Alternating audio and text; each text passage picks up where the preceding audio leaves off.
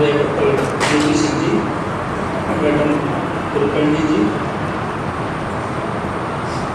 विद्वतगण यहाँ विराजमान है, सभी के अंदर बैठे हुए महर्षि योगी और माँ के चैतन्य स्वरूप को प्रणाम करते हुए मैं अपनी बात शुरू करता हूँ।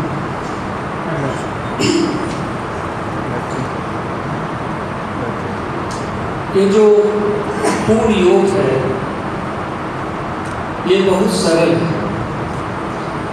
लेकिन इसको समझना और समझाना उतना ही कठिन है जितना ये करना सरल है।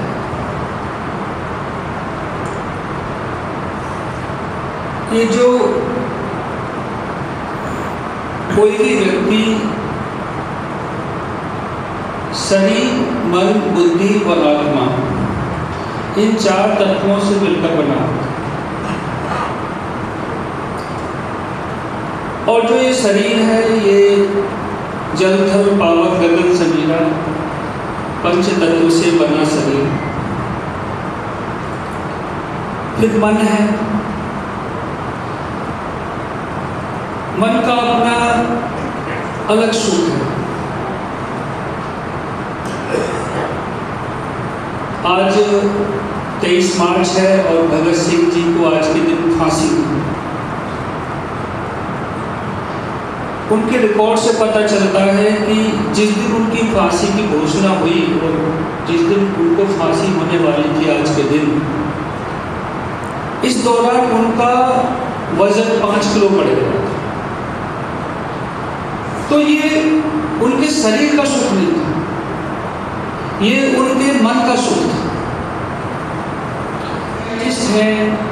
जितने लेखक हैं उनका अपना एक बौद्धिक सुख होता है।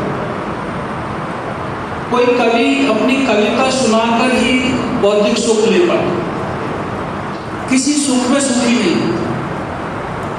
आत्मा को सुख चाहिए भी नहीं होता, आत्मा को आनंद चाहिए और शरीर, मन, बुद्धि तीनों को सुख चाहिए होता।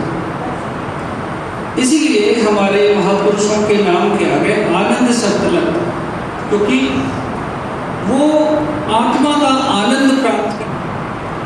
ये एक सद्गुण था, लेकिन ये सद्गुण ही ये विकृति था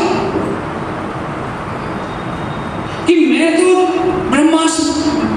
ब्रह्मास्मि हूं, मैं तो ब्रह्म का अंग हूं, लेकिन ये जो जगत है ये मिथ्या है।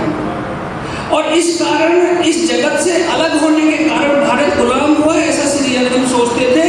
तो इसलिए जब वो मानव के विकास की बात कर रहे थे तो साथ साथ में केवल अपना विकास नहीं,